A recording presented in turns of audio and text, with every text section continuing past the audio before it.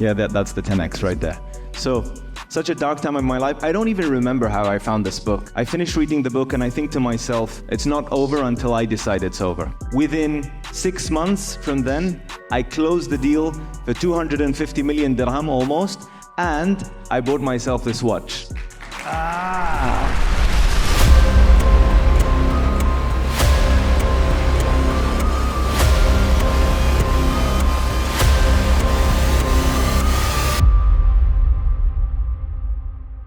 I did not know this man, okay? I was at a YPO, a Young Presidents Organization, and I didn't know him, 4 days ago? Yeah. And he came into this meeting that I was at, and he said, hey, I read your books. And then he told me about some successes that he had. And I'm like, you have to come to this thing I'm doing in Dubai and tell the audience what your experience was with some of my materials. So thank you for being here. One, but most importantly, thank you for being successful. Thank you for having me, and thank you for being in Dubai. It's a pleasure. Yeah. I mean, if I was telling Grant this earlier this morning, if someone told me that Grant and I would be sharing a stage, 8-10 years ago, I would have thought that that's impossible.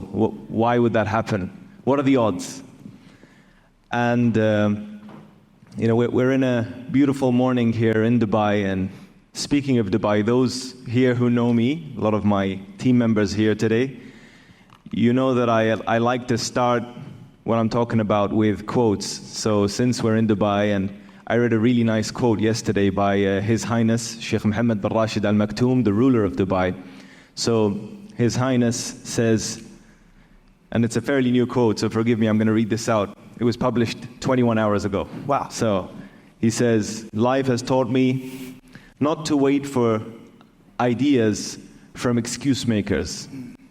And life has taught me not to wait for accomplishments from people who are only good at picking at other people's ideas or naysayers. You talk a lot about naysayers in your books, to avoid them at all costs. Yeah.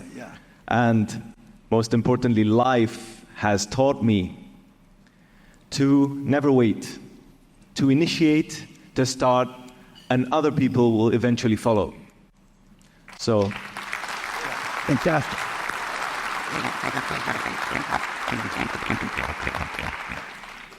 So, yeah, it's a complete pleasure to be here today. For those of you who work with me, Grant has been so good at selling you the dream today, I worry that you'll all resign tomorrow. Yeah. So, just a gentle reminder that you can all be millionaires with me. Okay? Yeah, 100%. And I just want to make that clarification for everybody. I didn't want to leave. I didn't want to go start my own business. The place where I was at, the guy wasn't big enough. He wasn't thinking big enough to be inclusive. This guy, if I was working with him, I'd be like, let's do this together. Okay, let's collaborate. I don't want to go some other place. I want to help you grow. So if you guys want a $30 million bonus pay plan, you need to go to him and say, hey, don't pay me any more than you're paying me right now. I'm happy. What value do I need to add? And then he'll work the math out with you. Let him take the risk. Last thing I want to say about that is this. One of the richest men in the world today, Steve Ballmer, is richer than Bill Gates. And Steve Ballmer worked for Bill Gates. He never did a startup himself, ever. So you don't have to go find your own gig. 99% of those people that go off on their own fail. And a really good example, live example, is the guy sitting here. So you all know Isam here? So Isam, I found Isam. He didn't find me, I found him. I found him 5-6 years ago, and I called you, and I sold you on one phone call, told you you're coming to work with me, right? And ever since then, I think, you've become, well, not just a multi-millionaire, but a multi-homeowner, an investor. You've become something way bigger than you were. I believe in you. And I believe in you too, right?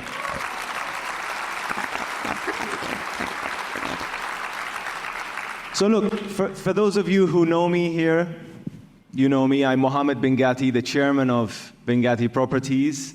For those of you who don't, I'm the chairman of BinGhatti Properties, one of Cardone, one of the largest property developers in the Middle East with a gross development value of 40 billion dirham, and I'm the guy behind the global partnerships with brands like Bugatti, Mercedes-Benz, and Jacob & Co. Inspiration right there. Thank you. But I'm not here to tell you about that today. I'm here to tell you about the zero and the T, the target. Because a lot of people assume that I was born into the 100, the million, the billion. But many people don't know about the zero that I had to go through. Many people think, oh yeah, he was born into a $1 billion company. Yeah, his father gave it to him, everything. What many people don't know is both me and my father went from 100 to 0 together and had to build it all over again. Okay?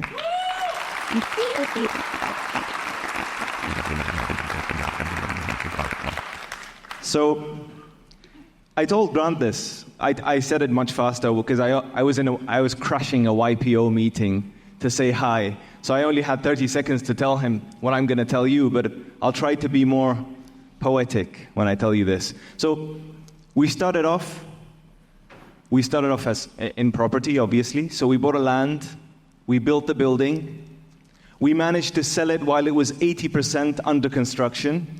Amazing deal, closed the deal, got the money in. Things seemed amazing. We went and bought 2 pieces of land, built the buildings, was able to sell both buildings. Breakpoint. There we go. And we were slowly approaching the 100, right? From 0 to 100. And things seemed like they were going very well. So what do? We go to the bank and we say, hey, how can we get more money? I want to make 10 buildings, right? And so we go and do that.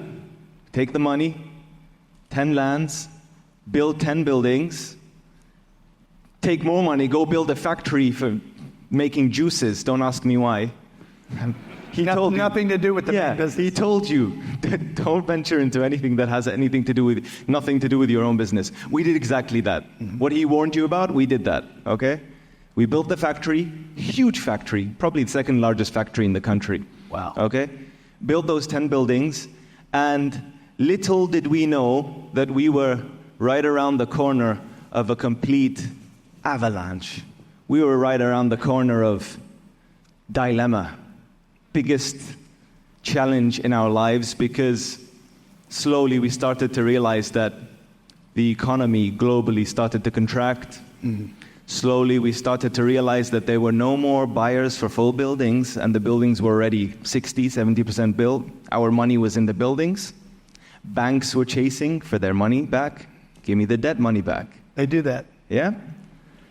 The factory opened up, and I thought, oh, hey, we have a factory. I'm going to sell all the juice there is to sell on this planet, and we'll be fine. And I had a huge market. I was exporting juice to it, selling first month, second month, millions of cartons of juice. Things seemed okay, and then all of a sudden I get a letter saying, you're not allowed to sell juice here anymore. Why? Because your factory doesn't manufacture locally. You're manufacturing in another country, and there's a new law. So millions of sales shaved right off my balance sheet. So just when I thought that things were getting okay, every day I just wake up with a new dilemma, new problem. And then, call it fate, call it God's will, I found 10x. He still doesn't know how he found it. It was such a problematic time and a dark time of my life. Yeah, that's the 10x right there. So, such a dark time of my life. I don't even remember how I found this book. I just found it. That's what matters. I found it. Thank God he found it, because now we're going to be friends and probably business partners. Hopefully. Actually, not hopefully, we will be. Let's do it. So, I found the book. I was flying out somewhere, I think it was Saudi Arabia back then, and I read the book from cover to cover. And, at that time, I was so demotivated. It was such a dark time of my life. Just to give you perspective, true story. It got so bad to to the extent, none of you know this. None of you probably know. Only you know that. I've only told you this. At one point of time, my finance manager came to me and said, Mohammed, tomorrow I need to pay salaries and I don't have enough cash in the bank. Wow. And I told him, no problem. I've got some savings. Sweeped all my savings. I'm not going to tell you how much. Gave it to him. How much was it? Like 5 million back then. See, he said he wouldn't tell me. You're too good of a salesman. No. Gave them all to him. He paid the salaries, and then he came back next month, said the same thing again. I need more cash. Tomorrow, I got a payroll. And I told him, bro, you took all my savings, and I'm going to go sell my car. And I went and I sold my car. Wow. I sold my Range Rover. Commitment. That's commitment. Yeah, true story. He didn't sell the watch, though. But actually, I'll tell you about this watch later on. That's where it gets good. I'm interested in the watch. I'll tell you about this watch. I'll tell you why I love this watch, but I'll tell you, remind me if I forget. Yeah, please. So, yeah, I give him the money, sell my car, give him the money, and I was, doing something like that, it takes its toll on you. You don't know it until you've tried it. So anyways, I find 10X, and I finish reading the book, and I think to myself, you know what? No, it's not over until I decide it's over. Mm-hmm. It's not over until I decide it's over.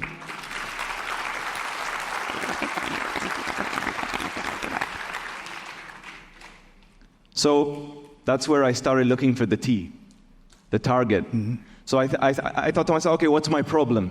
I got all these assets. They're not apartments. They're not tomatoes. They're not easy to sell. They're not cheap. I've got a factory worth 250 million dirhams, and it's a juice factory. How many buyers for a juice factory can you find? Who wants a juice factory? Right? Who can afford a full building that's already built for a minimum ticket size of 200 million dirham? See, he's back to who now? Yeah, who? We talked about who. Who can buy this, right? Does anyone here have 200 million dirham ready in the bank to buy a building? It's not someone you find on the street or anywhere you go, right? So I started thinking to myself, okay, who? How can I do this? I didn't have a sales team. I had two guys. Nadeem, he's no longer with us, and Ahmed Hawash. If you hear this, greetings to you. So I had nobody. So I immediately started identifying my targets. Who are the companies that manufacture juice? Who are the companies that are expanding? And I started making my list. Aghdiya, the guys that make Al-Ain water. Al-Mara'i, the guys that make the milk and the juice. Marmoom, I made a huge list, and I started reaching out to these guys. And if you go to my LinkedIn, you'll probably find this. You'll probably say I'm the biggest spammer and stalker on earth, if you look at my LinkedIn. Because you'll see, it got to a point where I still remember 2 a.m. at night, and I would just keep sending DMs to CEOs of these companies until LinkedIn would tell me, you have no more credits to send. Right, because they'll cut you off. They'll cut you off. There's a limit in LinkedIn. For those of you who don't know, there's a limit. So I discovered at multiple occasions there is a limit, okay? And I couldn't send any more DMs, but I kept DMing. And I kept doing this consistently for months and months and months. And making 150 phone calls. I remember counting on one day. On average, on daily, I used to make 150 phone calls. Hey, fund manager, you want to buy a full building? I'll give you a lease back for 2 years. You want to buy this building? Hey, you want to buy a factory? It's state-of-the-art, German tiles. True story. Until somehow I reached a guy, not a senior guy, in Al-Mara'i company. He replied to me. He's like, okay, I'm not the right person, but I'll link you to a guy. He linked me to a guy who linked me to a guy who linked me to a guy. 3 months down the line, finally, the CEO. I'm linked to the CEO. And he took me one notch down to the chief strategy officer. So just when I thought I hit the top, he's like, no, speak to the CSO. I'm like, fine. CSO says, look, we're busy. If you want to pitch something, come to Saudi. I'm like, sure. When do you want me to come? Do you want to meet tomorrow? He's like, no, next week. I pack my bag. True story. I put 40 bottles of juice in my bag. I go to the airport. I get stopped at the airport. No one knew me. Who was I? It's like the officer at customs was like, you opening a grocery store, bro? what are you doing with these juice bottles? And I'm like, bro, I need to make a deal happen. Please let them in. He's like, no problem. Wow. No problem. You continue your journey with your juice bottles. Okay. I reach Saudi. I get dropped off by the driver in the wrong place, so I'm like 500 meters away from the building. The driver's gone. I drag my bag, very heavy. True story. Wearing this, heat of the sun, walk into the building. Hey, I'm here to meet so-and-so. They're like, yeah, okay, what's that bag? I'm like, I have samples to show. Sit in the meeting. The guy shows up, show him, pitch to him. This was way before COVID. This was almost 4 years before COVID. We negotiated that deal for 3 years. Wow. 3 years. Talk about closing. Man, I tried to close that deal earlier. It just wouldn't close. I'm ready. Oh, my God.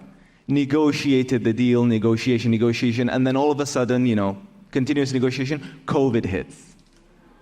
So just when I thought, yeah, we're going to close the deal, and then COVID hits, and they send an email apologizing and pulling out of the deal. Sorry, COVID. I'm like, damn. You didn't pull out the COVID close? And I still remember it was lockdown, in the middle of COVID, like a few weeks down the line, the deal had collapsed, and I was demotivated sitting at home, and I'm like, you know what? It's not over until I send an email. I sleep, I wake up, I find an answer. They're like, oh, okay, fine, yeah, no, let's reconnect. We'll come to you to Dubai in a few weeks.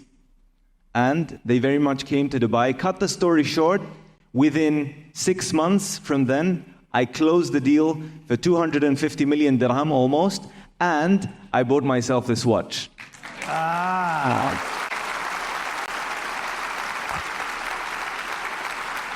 And that's why I cherish this watch so much, because it's not about the brand or how much it's for, it's about the story behind it. So, yeah, let me ask you, do you always reward yourself when you do something big like that? I do. Kevin Hart, I was interviewing Kevin Hart, and every time he does a movie, he buys a watch. So I got this for the factory deal. I got myself the Jacob & Co. Bugatti Tourbillon for the Jacob & Co. and Bugatti deal that I closed. Yeah, I got myself a Rolex when I got married. I mean, everything that's worthy of celebrating, celebrate it, right? Celebrate it. Yeah, but then, I see some people that every time they have a little success, they'll celebrate. Would you just talk about the importance of not celebrating? Absolutely. Before... No. You should never celebrate too early, and you should never celebrate too long, right? It's like a bank of accomplishments. Throw the accomplishment in your bank of accomplishments, forget it, and move on, right? Because there's no shortage of success. Yeah, that's what he says all the time, right? And he's very right. There's no shortage of success. I got the first Jacob & Co. branded residences in the world, but that was not enough. I had to get the first Bugatti residences in the world, but that was not enough. I had to get the first Mercedes-Benz residences in the world.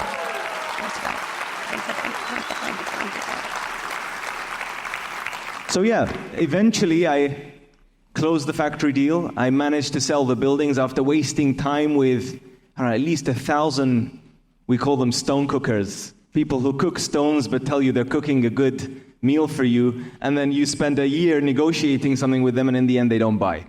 They just cook stones. So I wasted time with a lot of stone cookers, but eventually I sold the buildings. I sold BinGhatti Vista, BinGhatti Sapphires, BinGhatti Terraces, BinGhatti Crystals, BinGhatti, you name it. I've sold them all. You'll find it on Wikipedia. Read Wikipedia. I sold all those deals. Okay? You just, there was a time, though, that was very dark, and you couldn't imagine any of that being sold. So when you read the 10X rule, what hit you? That because I didn't really tell you what to do, but you are, and by the way, I meet millions of people every year, and I told them this on the way in here today. Very tiny, small percentages of people read information and then actually apply it, and then even smaller actually succeed with it. So anytime I have a chance, and I strongly recommend this for you, if you guys ever get around somebody that's successful, get as close as you can and ask questions. Like, I'm very curious. There's no question I won't ask I'm asking about religion last night and politics here. And if it walks through my head to ask the question, like the watch, I'm like, I got to ask about the watch, okay? Not only will I ask the question, but if you're in sales, always get an answer. When they tell you, oh, no, I don't want to talk about that, they will always talk about it. Why would somebody wear a $300,000 or $500,000 watch on their wrist? That's a car. That's a Lamborghini on his wrist, and not want to talk about it. So always get an answer. You guys that are in sales, once you ask that question, always get an answer to the question. So to answer your question, yeah, I did it because there was no other option. It was do or die. I was at a T-junction. Either I choose to die, and this goes back to your 4 levels of action. Yep. Right? You either, when you face a challenge in life, you either do nothing about it, you either retreat, you run away, you either do little action to solve average, right? And if you do average, you'll probably end up average results, or you take massive action. I hope I got them right. No, you got it perfect. Yeah. I forgot about it, actually. He knows my material better than I do. I'm answering his question because I did it, right? I did it. It's in the book, I got to go back and read this again. So I was, and again, it also goes back to what he spoke about earlier. He said, the longer you have, and the more time you have, and the more comfortable you are, the worse it is. I had no time. The banks were calling every single day. Listen, you don't pay us back. It's not going to be nice. The employees needed salaries. So I had to do it. Yeah, how important was that compression? I talk about compression like when things get really compressed on an individual, they either fold or diamonds. Or diamonds are created. There we go. Thank you. Exactly. Thank diamonds you. are made out of pressure. The great minds think alike. Babies are born with pressure, right? Like you have to have compression. So you always hear when they say if you're experiencing turbulence, you're probably because you're rising, right? And that was it. I had to go through that trouble and that dilemma and that thing that made me wake up every day wishing that the ground would swallow me and I would disappear. I was telling him if it was someone else, I'd probably want to commit suicide. It was that bad, right? But it forced me to do it. For me, for my family, they're all depending on me. I'm here. I am the warrior. It is the battlefield. There is an army that's facing me. And if I don't fight, me, my family, everyone, we're gone. We're done. So I had to do it. There was no choice. So I decided to take massive action, believe in it, manifest, have faith in that this will work eventually. God always rewards those that try hard enough. I hope enough of you believe in God here, right? So you work hard enough, you're going to be rewarded. Something will eventually come out of it. That's how we started, right? That's the story that nobody knows about. And if I wouldn't have written the book, right? I wrote a book that I was having a problem with, by the way. I wrote this book because I knew quality people read books. For whatever that means to you guys in the room, quality people read.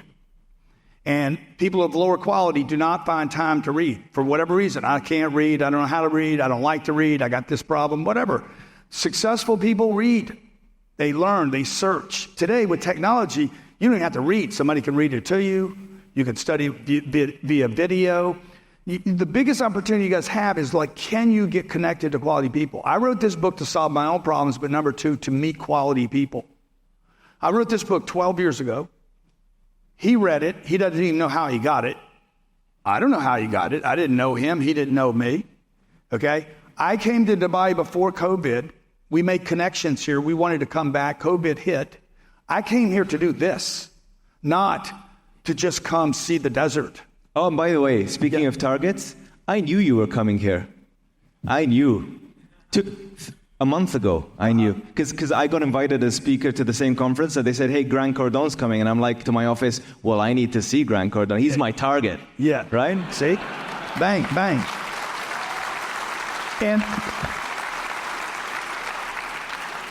And when he told me his story, I'm like, oh, you got to come. I'm going to be in Dubai. He lives here, but, come and tell me, because success is attracted to success.